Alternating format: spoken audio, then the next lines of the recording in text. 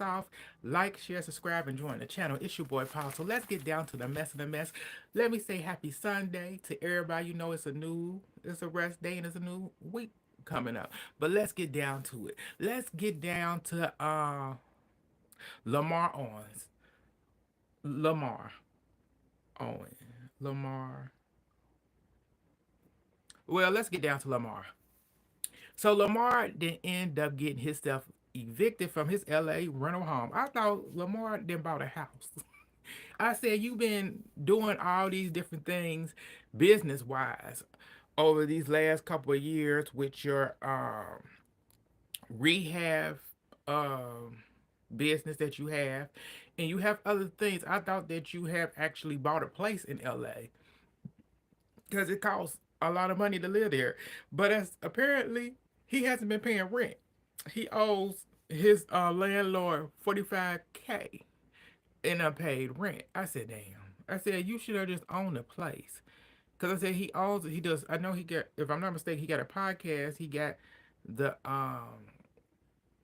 rehab facility that he um, opened up. And I think he has something, he has a couple of other businesses. And I don't understand why you don't have your own home in LA so that you don't have to be renting anything and you don't have to do none of that. But Omar Odom is gonna do what he gonna do. I wish him the best. I hope that he paid his rent, or he gonna be going to court, and he gonna have to pay a lot more.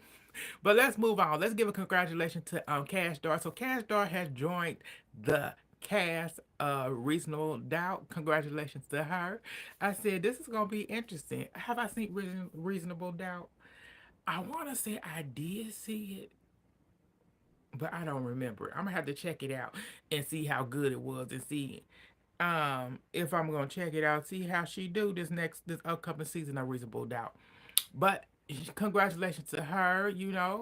She has a lot of, other than her personal life, her career, the music and the acting is doing great. Congratulations to Cash Dar on getting cast and joining the cast of Reasonable Doubt. Congratulations, girl.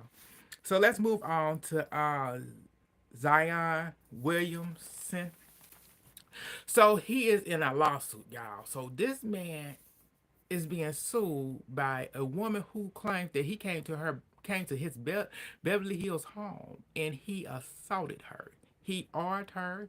He what did he do? He armed her. He kidnapped her. He told her to shut the f up. UB slammed her against the wall, slammed her against the door, a car door, took her phone. Uh, yeah, and he did this on multiple occasions. I said, "Wait a minute, how?" I said, "Hold up, ma'am, you went back. How did you go end up going back to him?" In the report, that the lawsuit, half of the stuff that was wrote in the article, she didn't say it. Didn't really say it. Just said that there was an incident that happened back in September where she went to his house and he assaulted her because she wouldn't have she would have S EX with him. She wouldn't have any of it with him. So he took it. And he also held her at gunpoint. I said, wow. So now she's suing for emotional distress, physical harm, and ongoing trauma. I said, yeah. I said, girl, you gonna need a lot of help. I said, I hope you get that money, girl. I hope you do. Cause I said, this man crazy. Hmm. But let's see what's going on in the chat. How y'all doing? How y'all day going today? Hey everybody. But let's move on past that. Let's move on to the FBI. So the FBI then told their employees, do not promote or celebrate Pride Month at work.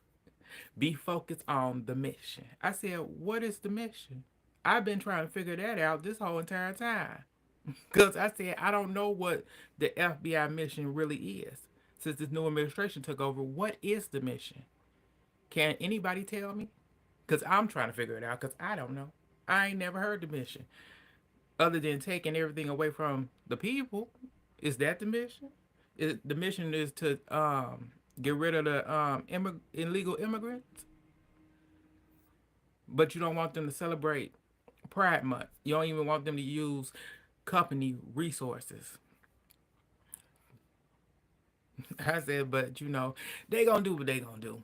But let's move on. So we got a black woman ended up getting ghosted by a Caucasian boy, frat boy. So she ended up, after they had their little, I want to say kind of a one night stand.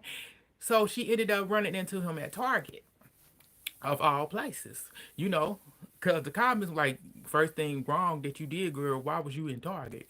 But I said she was in Target. So she ran into him in Target and he acted like he didn't know her. So she stopped him. And as she was talking to him, he wouldn't look at her. Then he ended up running away. So she got in her car and she went live and she didn't understand why he did that. She felt like something was wrong with her and she started to break down. She started crying. I felt sorry for her because I said it wasn't you that why he did what he did. I said that was a him problem. It had nothing to do with you. You thought that everything went good. The night that y'all had together was magical. It was good. You thought everything was okay, but it wasn't you. It was him. He may felt embarrassed that his experience with a black person probably was his first time, and he didn't know how to handle it. But I hope that you pick yourself up and move forward because it wasn't your fault at all.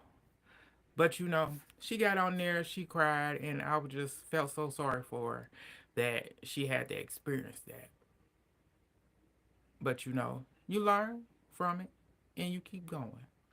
But that's all I got for y'all. Thank y'all for tuning in. Like, share, subscribe, and join the channel. It's your boy Paul. Thank y'all. Bye, y'all.